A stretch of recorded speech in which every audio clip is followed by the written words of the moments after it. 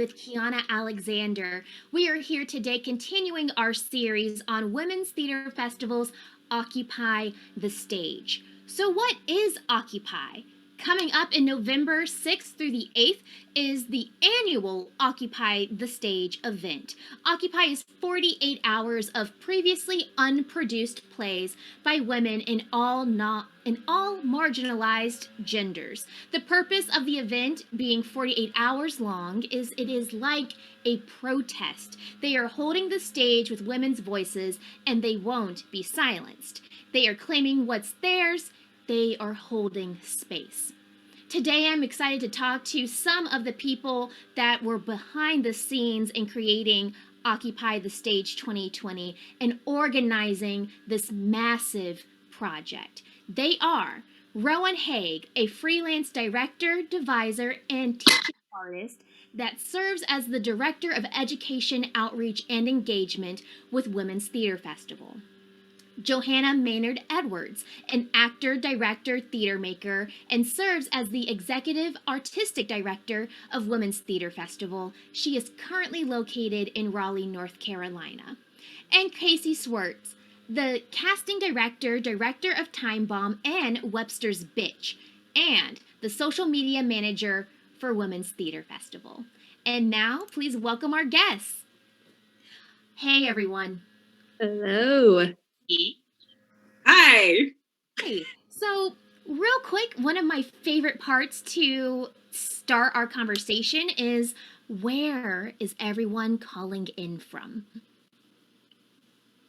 I'm calling in from what used to be my son's bedroom, but he's decided that he sleeps in the playroom now, so I turned it into my office. Perfect. And Rowen, where are you?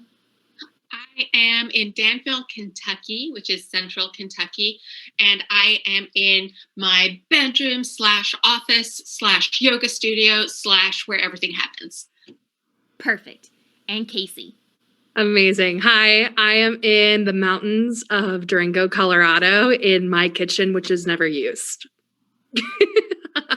Well, thanks for your honesty. Where I was born, not in Kaycee's kitchen, but in Durango, Colorado. Right there in my kitchen on the island was the start of Rowen.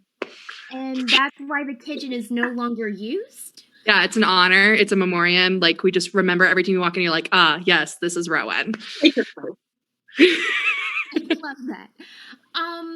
So I know in your introductions, we talk a little bit about what you do with Women's Theater Festival, but what was your capacity of participation for Occupy the Stage this year? Let's start with Kaycee. We'll go in reverse. Cool.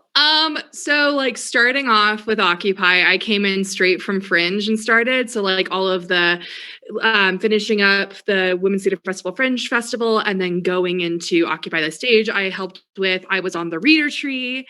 And then that's when my casting duty started, which means I cast the entire season of 40 plays and like 205 something roles. And so that's what I did. And then now I'm finishing up casting as we like tie up loose ends, and I'm going back into that social media marketing area along with directing Webster's Bitch and Time Bomb. So many hats. All the hats. I'm surprised your neck isn't like creaking right now under the weight of all those hats. It's a good thing my microphone is not very strong, so.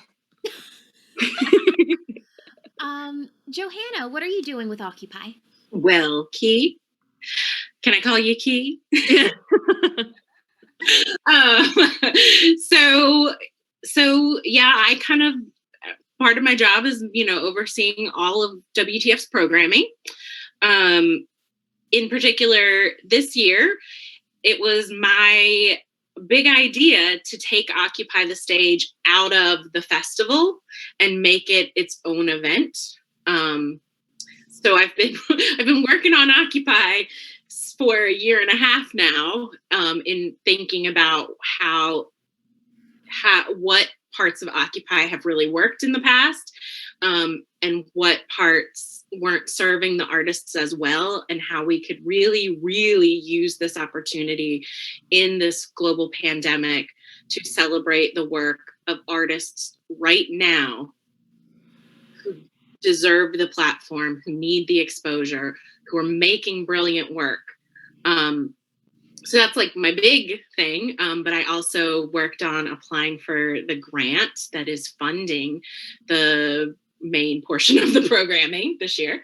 And thank you, anyone from the Mary Duke Biddle Foundation. Thank you so much.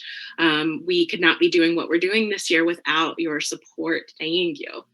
And then I just kind of like made the structural outline of everything, and then hoped that brilliant folks such as yourselves would join in and take ownership of the chunks of it and lead certain departments. So I think that's what I'm doing. Wow. Also a woman of many hats. Rowen, hi. What are you doing with Occupy? Again, many hats. Gosh, so I read a few of the plays coming in terms of being a part of the reader tree, but I have been primarily focused on coordinating director submissions and reviewing the submissions to, so just as we were selecting plays and plays, we were also accepting submissions for directors to direct those plays. So my first kind of chunk of Occupy work was getting that all streamlined and sorted, and getting those people selected, and then paired with different shows depending on interest and skill set and whatnot. And then also working to coordinate the tech team. So I'm not a tech person, but I'm helping to kind of make sure we have all the tech people that we have, that we need to execute this, and that they have all the information they need, et cetera, et cetera. And now, as we're kind of gearing up to the execution phase, I am serving as the point person for people to have, questions about, what's going on, what's happening, who do I talk to, I'm building those questions and like connecting the right people with the right people to solve problems, etc. And part of my overall duties with WTF include coordinating the apprentice program. So I'm also helping to make sure various apprentices are placed and set up for success in the departments where they're assisting and working. So yeah, that's the long and the short of it. I love that. And one of the things that has always been intriguing with Women's Theater Festival is how multifaceted all of their artists are and how many hats, myself included, because I am a part of the Women's Theater Festival group of collaborators, we all just kind of, we're juggling anywhere between 2 and 30,000 hats at a time. Who knows what happens this week? So there was a very large shift in the size and capacity of Occupy this year. Oh no, Kaycee's already laughing. Oh no. So I just, in case anyone in the audience does not know what we are referring to, Occupy the Stage had originally set out to do 2 readings of a certain amount of scripts, and that was going to be the program. And we decided to go with 1 reading per script so that we could double the amount of scripts that we read. Who wants to take on the challenge of explaining why that decision was made and the shift that created in how we approach this event? I have a little anecdote about that because I was not in the meeting where we decided to do this. My mom was in town, and all of a sudden I got a Slack notification that 20 plays were added to my casting document. And I went, oh, we're going big. And I just saw it and I was like, just the sweat started and I was like, cool. Awesome. It was awesome though. Everything's fine. So yeah, I can take responsibility there. So in the last question, I probably should have mentioned that one of my big jobs on this project was to, along with our literary manager, Laurel Ullman, she and I got together and kind of conceived of how we would take in the submissions and evaluate them, which, as folks have mentioned, the reader tree, which is kind of what happened. We got a group of volunteers so that for each script that came in, there was a branch one on the reader tree. And so someone would read each script, and that person would decide that based on whatever set of criteria that yes, that play should move on in the process. And if it moved on, it got read by 2 more readers. And I would be the one who assigned those readers. So I would kind of look at the notes and the comments that reader 1 said about the play, and I would try to pick 2 people who might be coming from 2 other places about that script to read and evaluate it. And then if every one of those people said yes, or everyone gave that script a 5 out of 5 or really high marks, then it would come to me to read and evaluate. And I thought that by doing this, only a very few plays would ever get to me. But because we had 444 submissions, and because women and people of marginalized genders are brilliant and amazing and have the most kick-ass stories to tell, just a quantifiable shitload of scripts came to me. And were just so brilliant and so great that then when I used a Rowen system of putting all the ones that were in final consideration on a tiny Post-it with its the playwright's name, the playwright's name, and the number of minutes of content. And I tried and tried to get it down to that original number of minutes, but I was failing completely. Like it was just exploding with minutes. So we had a little team meeting, and I just kind of gently put it out there to see how other people felt, because I really do need the team buy-in to do this, right? We need our streamers to be on board. We need everybody to feel really good about adding more titles and more work to our plates. And it did feel like we had everyone's buy-in, because so many of these people served on the reader tree and knew how great these scripts were. So it seemed like a win-win-win to just go ahead and program 2,880 minutes worth of material. That's what 48 hours breaks down to. And use the technology that we've been developing with amazing, brilliant people like you, Key, and utilize that platform to then just let people watch the shows again on demand at their leisure. So you get a chance to watch each show live, and then during the following week, you can watch the recording again and again and again if you buy the pass. So.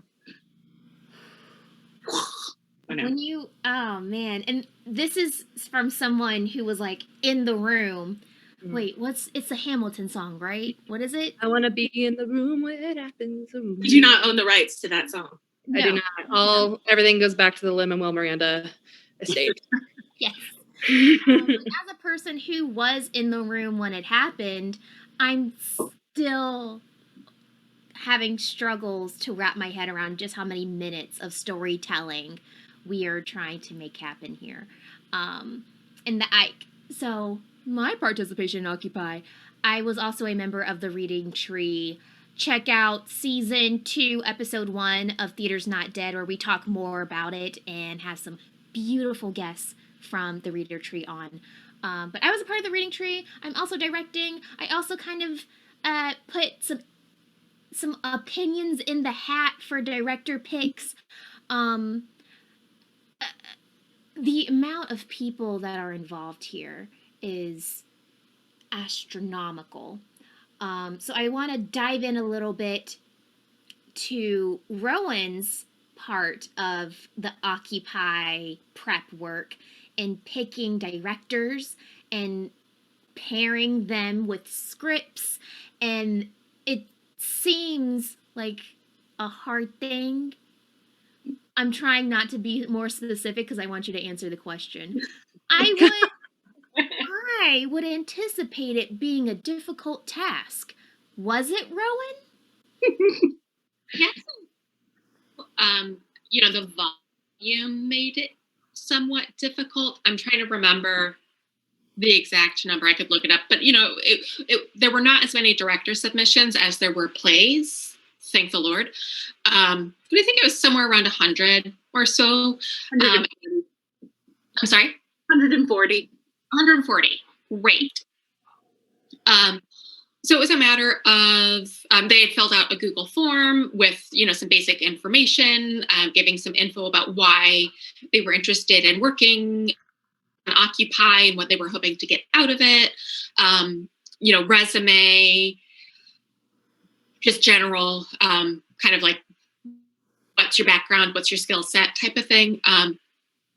So just, going through those individually. And I was originally going to do that with a team and ended up getting through enough of them on my own that I opted to keep it just in my brain because I had a good understanding of like the balance of who all was applying and who was kind of getting moved to different sections. And some cool person made her stay up until 3 a.m. coming up with the final lineup. So she had that in her brain too. So, but getting the submissions, it was absolutely delightful, and the amount of interest and passion for the work and passion for lifting up marginalized gender voices and space for that was just phenomenal. Their absolutes are hard, but I would say there were really no submissions that were like unqualified. So it became a matter of, who is going to be a really good fit of show that we have in the lineup, and also who maybe needs an opportunity to direct and be able to stretch those artistic muscles, who has maybe not had a lot of opportunity either at all or at this moment in time in quarantine. So, some of the decisions came down to, well, your resume is amazing and we want to work with you, but you look like you're really busy and, you've got a lot going on and, it looks like you're doing really well.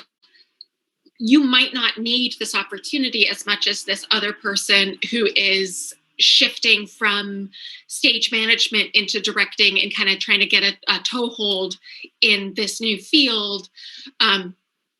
So, just working that calculation and balance behind the scenes was a big part.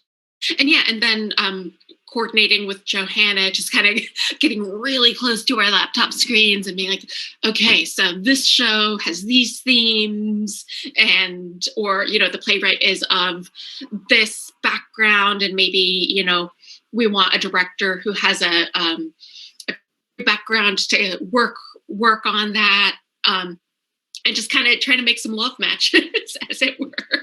Rowen's an incredible professional matchmaker. Like truly, truly, this is one of her gifts. And you are so good at it, Rowen, though. Like, think about Fringe. Like, you set up some lifelong friendships right there. Like, amazing. Case in point to that effect, Jessica Wu, if you're out there, just know I love you. We love Jessica Wu at WTF. We love her. We love her.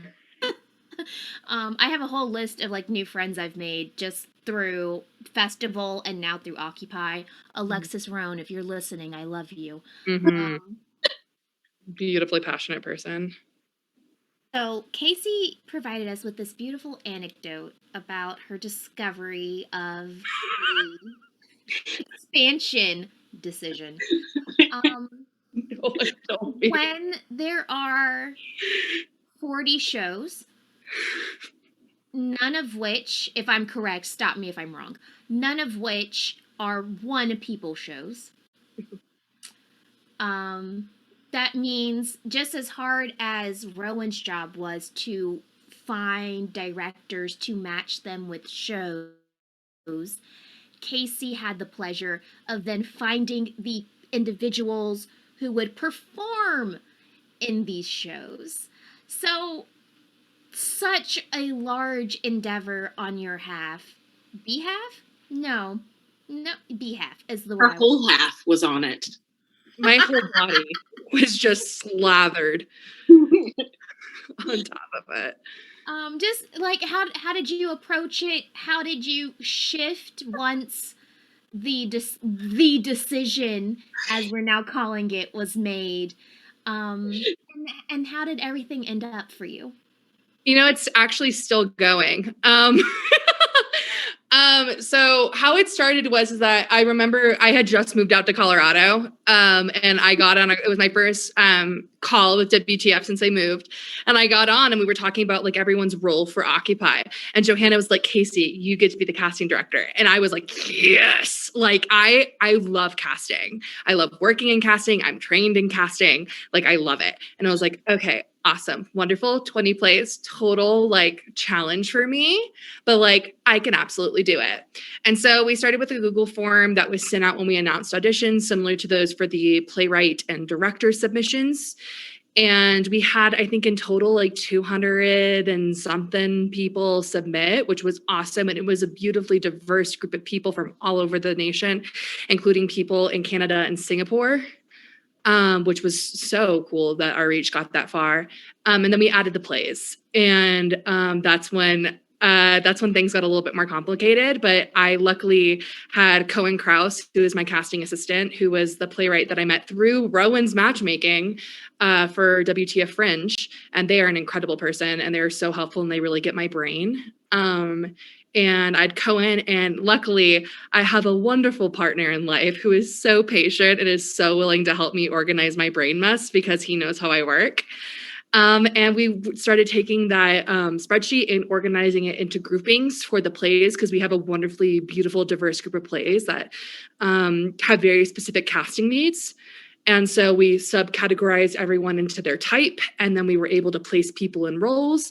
And then at the end of the day, we were still needing people. And so we had this wonderful network through WTF, where we're able to reach out to all these people that we've worked with in the past, friends of WTF, friends of WTF, the Women Plus Theater group on Facebook, which is like one of my favorite resources to use everywhere to continue to build these casts.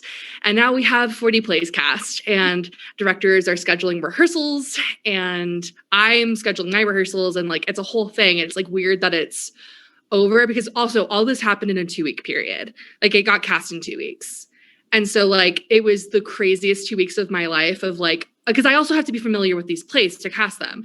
And so I have to read the synopsises, all the reader notes, skim through the plays, go through the breakdowns, look at the playwrights' websites, pull information from there about what they like, reach out to them individually. And so I've been saying that I'm going to write a play that's a combination of all of the plays because they all float in my head as one big play. So like I have like, I'll like be reading Time Bomb, which I'm directing, and I'll be thinking of like Tatiana and that one instead, even though I'm directing Time Bomb. I know what Time Bomb is, but Tatiana is in the back of my head at all times. And so like there's just these I feel like the cartoon of like when someone hits their head and things start spiraling around them. That's how I feel.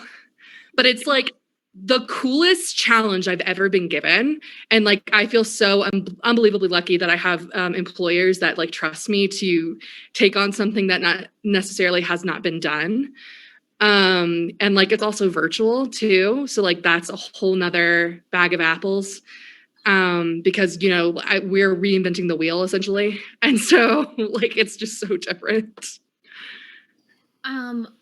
I don't know how technology works all the time, but if someone can make like a sound bite of Kaycee saying the coolest challenge I've ever been given. Can that like happen somewhere, internet? No. Meme it. Meme it. I don't know how memes work either. Meme maker. I'll put on the social media hat and do that. Yeah. With the play swirling around your head, overlay of quote. Yep. We got that. Yeah. I know we have talked about both in like staff meetings and also in this interview about the large mass of diversity and the spectrum from realism to abstract to surrealism. There's so much happening with these 40 different voices. I just kind of wanted to open it up to how did you pick the 40 that made it? How did this huge array of stories kind of collect to become the narrative of Occupy?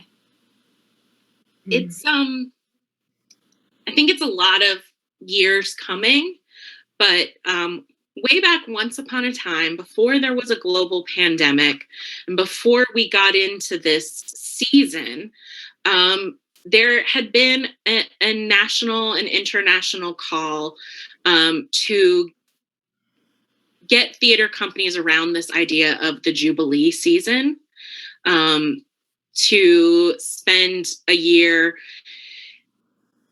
producing the most diverse and intersectional works that you possibly could. For other theater companies, that meant doing something revolutionary, like doing a season only of women writers, right? We always do those types of seasons. So I got to be in those kinds of conversations and roundtables among other artistic directors, and kind of hearing how different companies were going to stretch themselves in that way. So I knew that we were going to stretch ourselves to do the most diverse intersectional work. I've been kind of referring to it as the unproducible plays. Like, send us your hardest to produce plays, and we're gonna try. We're gonna try to show that they're producible. But then once we hit the pandemic, once we got really into the movement for Black lives, where our industry is being called to lift up BIPOC voices and lift up marginalized voices in as strong a way as possible, we knew that we would absolutely be making sure that at least 50% of the selected plays were written by BIPOC identifying playwrights, but we wanted to really further ourselves with the part of our mission about marginalized gender, and making sure that people who didn't just identify as women, that their plays were finding a place to be told, and that the white woman plays were as specific and interesting and really just niche stories, you know? So we all knew this coming in, that this is where this like rising tide was taking us, is to try to occupy our stage, our space, with the most excellent, extraordinary work by the most diverse range of voices that we possibly could. So I don't know, y'all add to that. But yeah. I don't know anyone that's doing what we're doing. I'm a 2020 college grad. So like I graduated through Corona. So I kind of like, even while I was graduated in college, I had 1 foot in college and 1 foot in the real world. It felt like, and like, as many of us know, colleges are like one place where a lot of people start to learn different ideals and speak out against the society that we have been brought into to make better. And like talking to fellow students and people that are my age and like people that are theater makers and being like, what do you want to see up on the stage? Like what do we do as people of privilege to help amplify? And they were like, I want to see myself on that stage. I want to see my stories being told. And so while I was on the reader tree, that was one of the things I was paying attention to, was like, who's going to feel seen by this? Who has not been seen yet? Who has been by society just completely pushed down the ladder, and who can we push back up? And so that was kind of my mind of like, whether it be in casting or whether it be in play selection or anything else, of like, how do we right the wrongs of the people who came before us? And how do we make a better theater for tomorrow? That was such a good answer. Thank you. Whoa. So, shifting gears just a wee bit, here at Women's Theater Festival, we are trying to, instead of make fetch happen, we're trying to make pivot happen. So, Fine. It's done. It's happened. It's happening. oh, perfect. So it's like, it's not a trying anymore. Present tense, it's going on right now. Yeah. Just pivoting. Yes. So I want to pivot a wee bit, and yes, to giving voice to marginalized people, however they are marginalized. How does that kind of play into the decision to have Occupy occur the same week as a certain major event? For me, I need distraction. So I'm very excited it's happening at the same time because I am a nervous person. So I'm happy. I need it.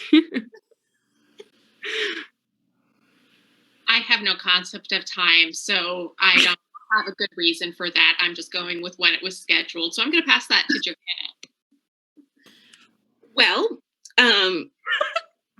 so my first, I guess, official day as a member of WTF was in 2016. In October 2016, was the first rehearsal of our holiday production of Little Women. And we had that first read through, and the next day was election day, right? And there we were, like, the Women's Theater Festival. We are going to kick some ass. Woo, woo, woo, woo, woo. We all left that night thinking we lived in one world. And by the time we came back to rehearsal, we all lived in a really different world, where the people that we were and the people that we loved no longer felt safe. Like, the world went topsy-turvy with oh God. You know, we're just, last Friday was the 1 year anniversary of the Grab 'em by the Pussy tape coming out. And like, don't you remember feeling like, oh my God, there's no way that person's electable. He just demeaned half of America with that. There's no way, right? By the time we came back to our second Little Women rehearsal, the world had changed and Donald Trump was our president.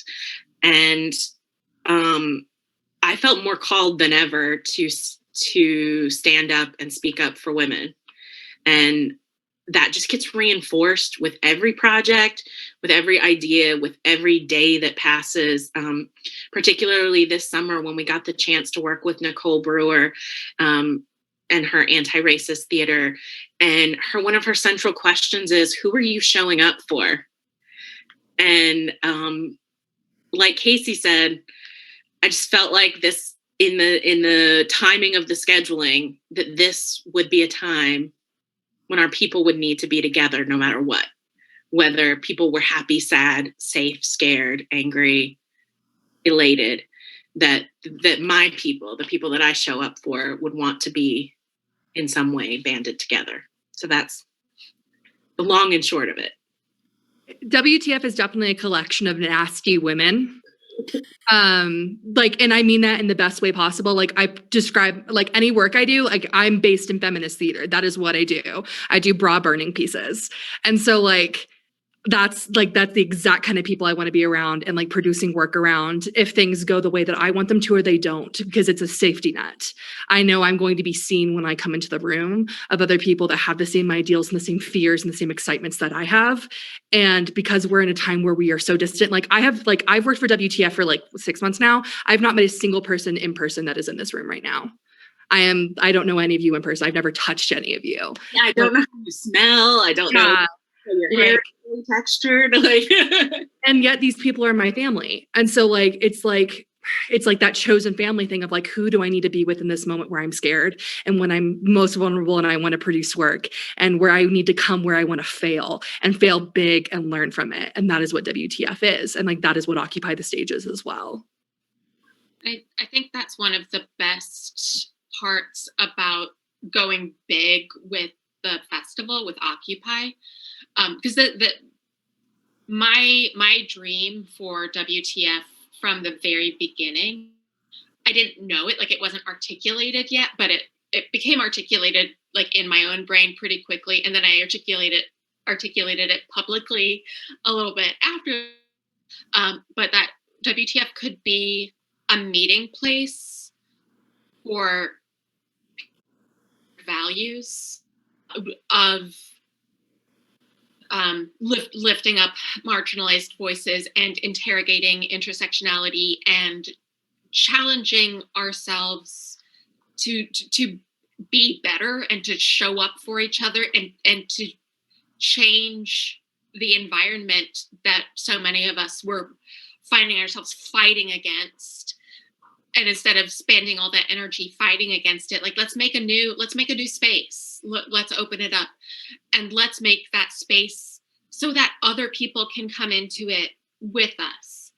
And I love, and I'm so excited about and committed to continuing to make WTF an ideological and a physical, when we're able, meeting space for people who want to do this work, both this theatrical work and this, soul work, this heart work, this industry work of changing the narrative, changing the space. And I think that message has made it out, and I think it's resonating out in the rest of the country, because people are feeling welcomed in and drawn into WTF. And that's just incredible. And I think this Occupy is going to be a great pivot point to take that to the next level. I love your use of pivot. I'm here for you, Got Keith. that out.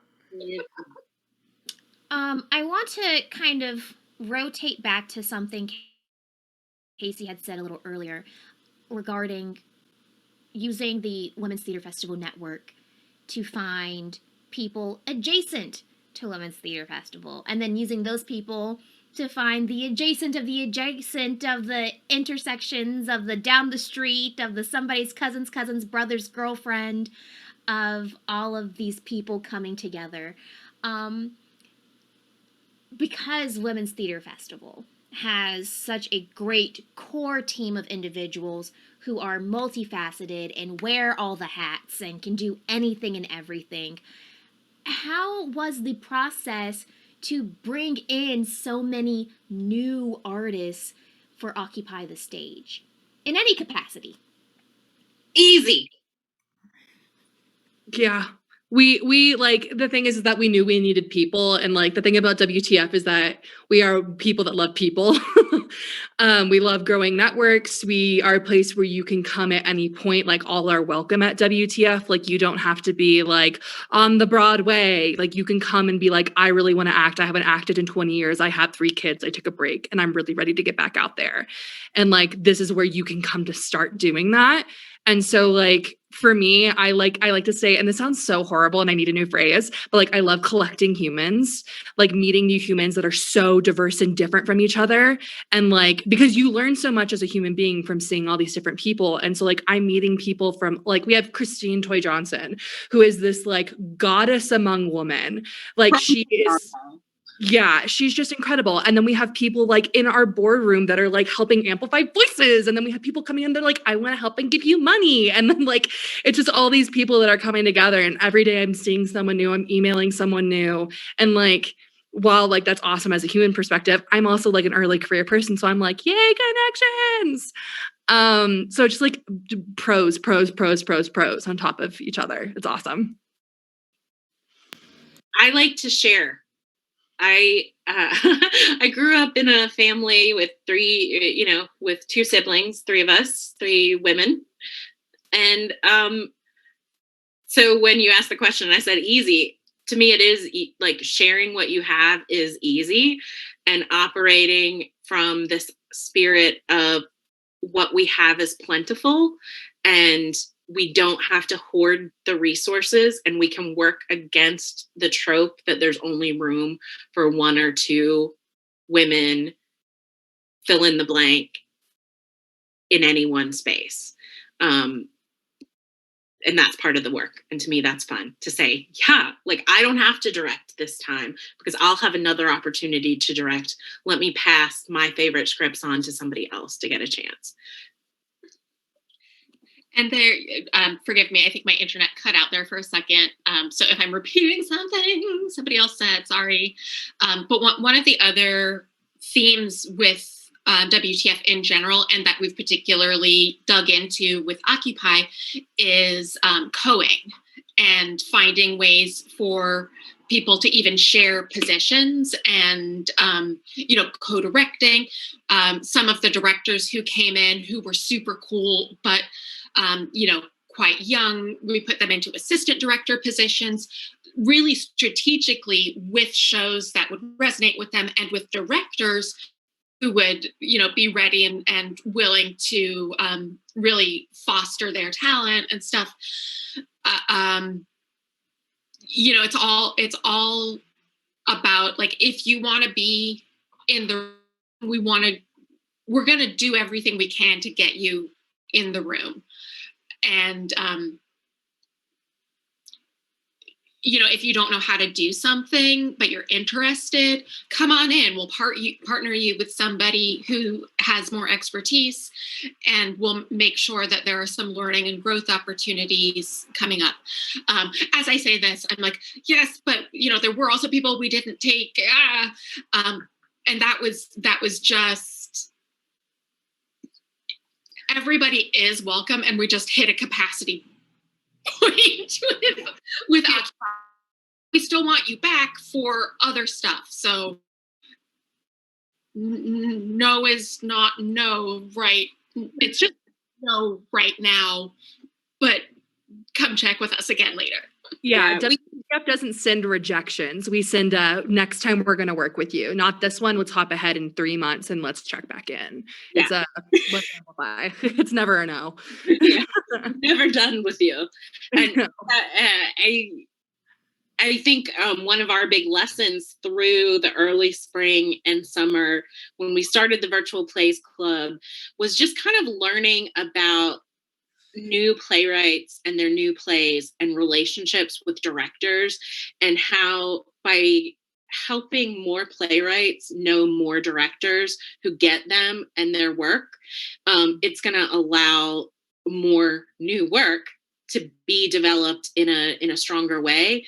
And that was something we were really looking at too, is how could we put playwrights and directors together that could potentially that relationship could grow and build, because that is truly one of the ways, where a rising tide lifts all boats.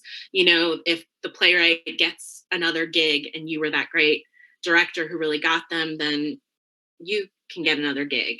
And if you're the director and somebody's like, hey, I want to produce something, you got something, you have this great playwright that who you can bring along with you. And yeah, just part of that spirit of plenty and of building more and more relationships. So I just want to say, okay, I have 2 anecdotes. So in our previous episode from last week, the director of Way Down Here, Heather, had said You know, that whole philosophy of like scarcity, especially when you're trying to like build something up, Women's Theater Festival does the inverse of that. Where it's like, no, there's plenty of us out here. There's plenty work to be done. To use my Alexis Rohn quote, where are the bold voices at? So yes, I think that mentality that there's so much opportunity and there is a wealth of work that can be distributed amongst different artists is very much a core aspect of Women's Theater Festival and is proof in the pudding for Occupy the Stage. The second story I want to share with everyone, because I've never said this, I don't think to any of you in particular, and I know I have not said this on the show. Yes, I have had interactions with the Women's Theater Festival in the past, but during the pandemic, when we were first shutting down and everyone was kind of just like, well, it's the end of days, Women's Theater Festival started doing these virtual play readings where, like, I think it was like every Thursday, they just put faces on people's screens and said, okay, we're gonna say words to you now. And I was following Women's Theater Festival because I had worked with them in the past, so I just started tuning in on Thursdays. I was just one of those anonymous people commenting on the videos every Thursday. And finally Rowen said, this key person is saying things to us. Does anyone know her? And now I'm just speculating what this conversation would have been. And I'm sure Johannah was like, oh yeah, we know Key. And fast forward some 6 or 7 months later, here I am directing for y'all in Occupy the Stage as a part of the core Women's Theater Festival team. You were always part of the core.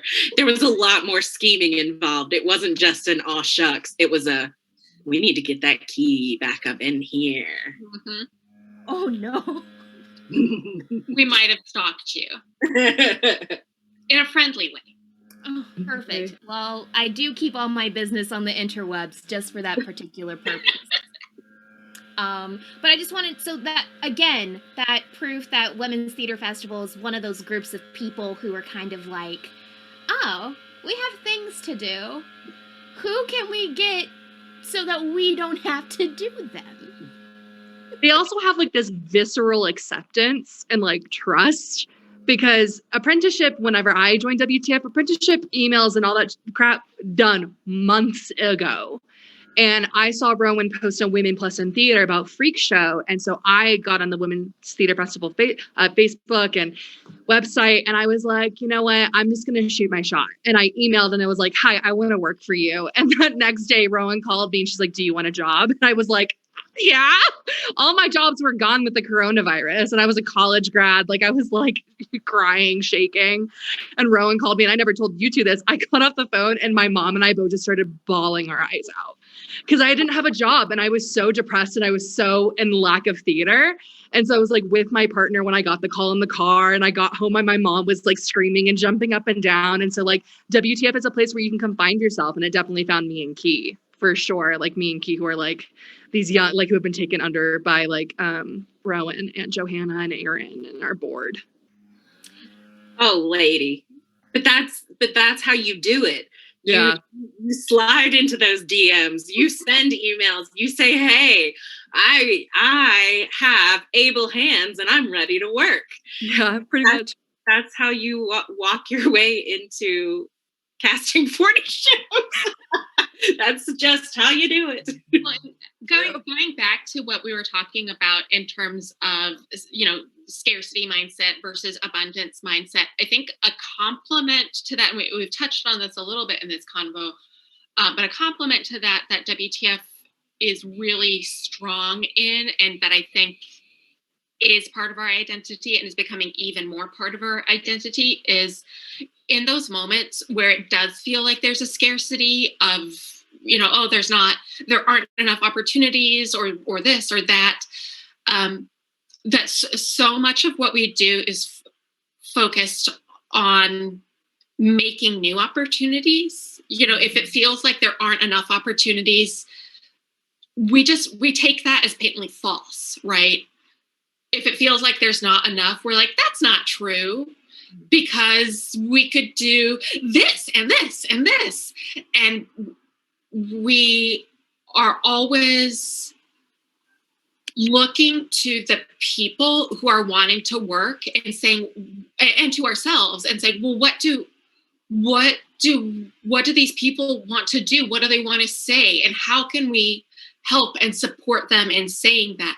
And in a lot of cases, that means creating some kind of new programming or some kind of new opportunity or pipeline or training or something like that. And that idea has been such a pivotal part of my development, particularly recently. I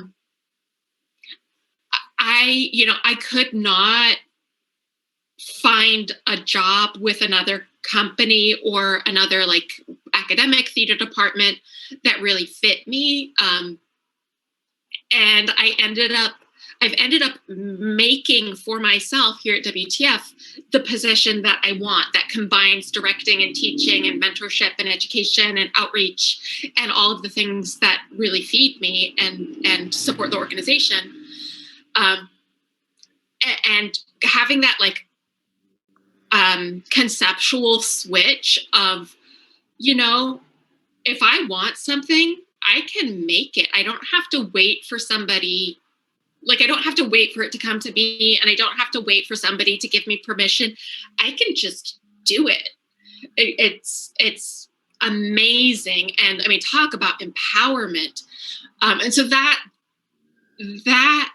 action and that mindset and that shift is something that I think we as a company are trying to bring to other people as well, and say, you can make your own reality, and we will help you, and we will help provide space for that to happen, and space and support and sounding boards, and you are welcome.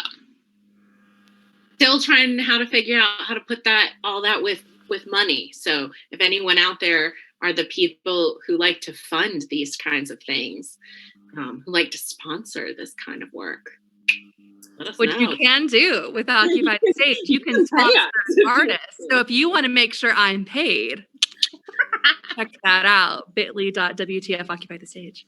I think one other thing about the spirit of abundance can be that we do, so that yes, we're, people watching this might be like, whew, sis, I'm exhausted for you.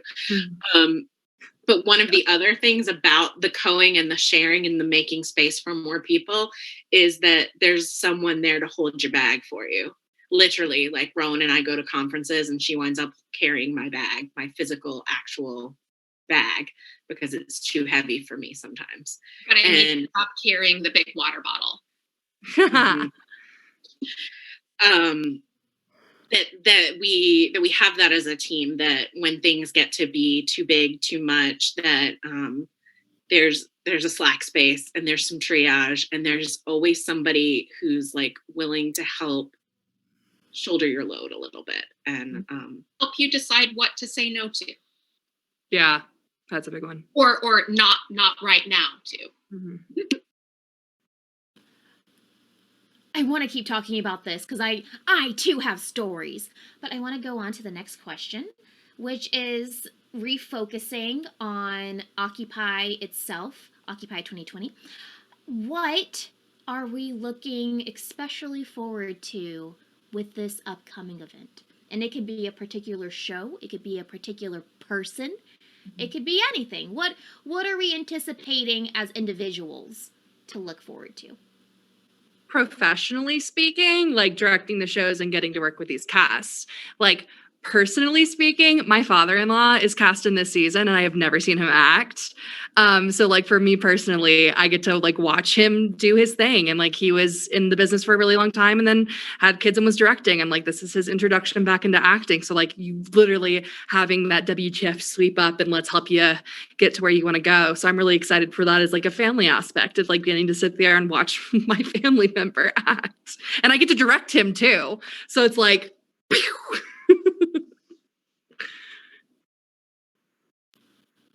I love that. I love that so much. Mhm. Johannah, what are you looking forward to?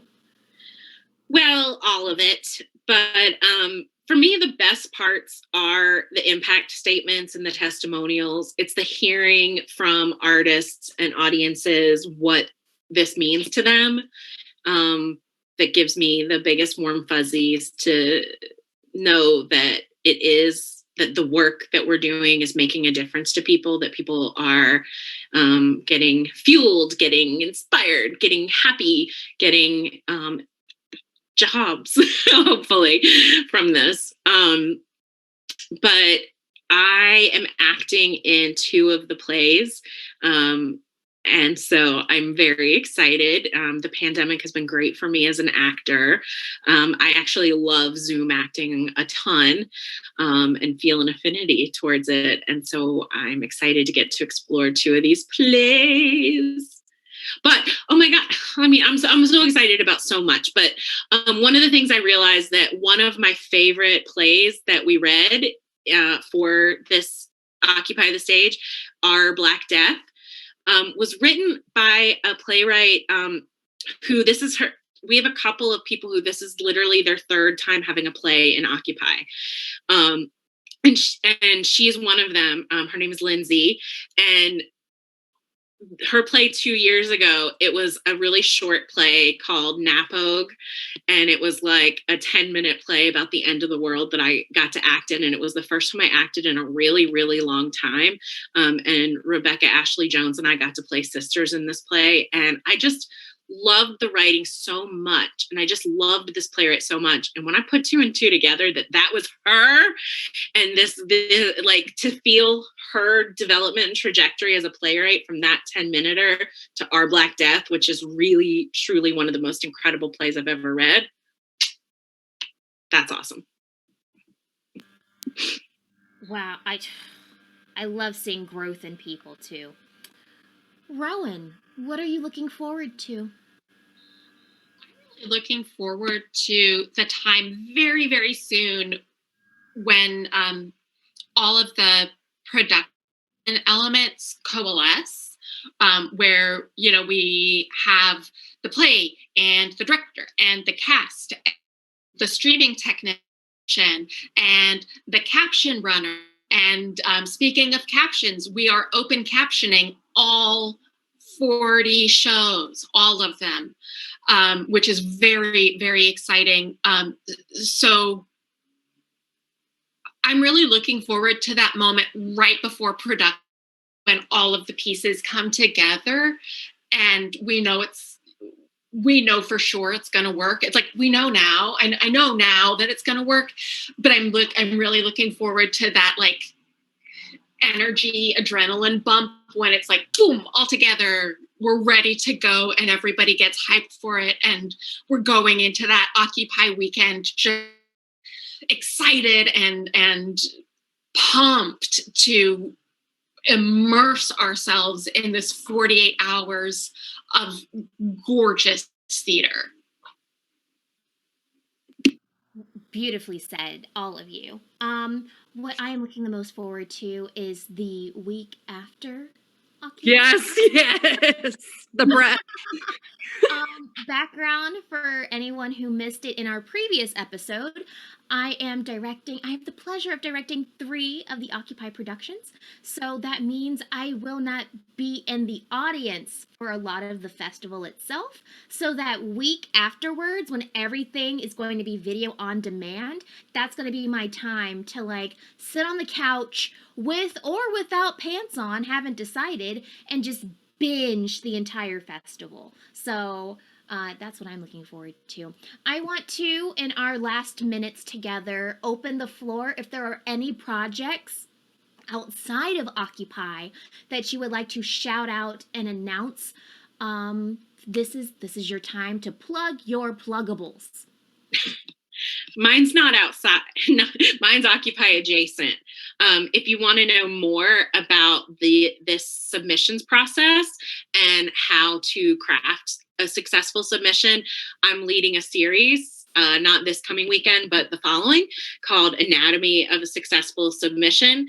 And there's a 90-minute session for playwrights, for actors, and for directors, where I will break down this submissions process and the characteristics of whose submissions rose to the top and what characteristics did not, and how to prime yourself to submit. And it's only $15 and 90 minutes. And you can get that information on our Facebook, Eventbrite, all the stuff. And also, buy Occupy tickets. They're on sale now.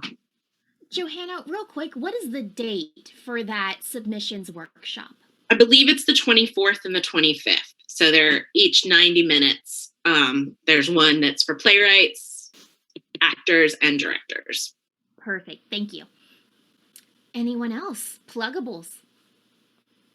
I am teaching an ongoing virtual directing workshop, looking at doing that again, date to be announced in November. That will be the third iteration of it, and very excited to share that. Essentially, it's about oh my gosh, words are hard. They're so hard. I'm sorry, y'all. It's about how stage directors can translate their understanding of directing and theater to the virtual platform, so that you don't feel lost and overwhelmed in the virtual space and like you don't know anything, which is how I felt when I first started working in this space, until my brain like made that cognitive shift of, oh, I actually do know how to do all of this. I just need to, it's like a language translation. So that's really exciting. And also be on the lookout coming up in the new year as we relaunch our Virtual Plays Club. And we're going to be launching our... Wait for it. Oh, no. That is the best timing in the world. Oh, no. Quick, someone screen grab. Oh my God. Frozen. I'm going to hope she comes back before the end of this episode. But in the meantime, Kaycee, anything that you wanted to shout out? Yes. Aside from WTF, which I love and is my favorite job I have, I work for the Biden-Harris campaign, and I work for these really cool women that are doing this ongoing talk series on Instagram Live with Cristela Alonso. The last 2 weeks we had Diane Guerrero, who is from Orange is the New Black, and then last week we had Dolores de Huerta, who is just a pivotal character in the scape of being a Hispanic woman in the entertainment business. But this next week we have Jess Morales Roqueto, and she's awesome, and she's so smart and one of the coolest political minds I've ever met. And this is just your friendly reminder to go out there and vote and exercise your rights as an American. Beautiful. All right, I just want to say thank you to all of you for coming on the show and sharing your vision and your talent and your hopes for this event and what it means to this organization, and to all of the collaborators you're bringing in for this event. I'm kind of repeating some of what's already been said because you're all so great at plugging stuff. But here is the list of things I want to tell all of you in case you missed it out of the guest mouths. Here it is again. Number 1, vote. Do it, period. Also, remember to buy your tickets to... Remember to buy your tickets for Occupy the Stage. That is going to be on Eventbrite. There are so many different packages and ways that you can give and donate and get merch and get stuff with our beautiful poster on it. If you have not seen the Occupy poster, check out the credits. It's there. It's great. Look at it. Occupy, yes, November 6th through the 8th. There's something very important earlier in that week. You're going to vote. There it is. Or don't bother showing up to Occupy. Yeah, I don't want your money if you're not voting. So actually, that's a lie. I do. But please vote. No, just... We'll charge you twice if you didn't vote. Yeah, we have a list. So those are always the two things that I'm plugging. Occupy, go vote. This has been Keyanna Alexander telling everybody, guess what? Theater's like not dead.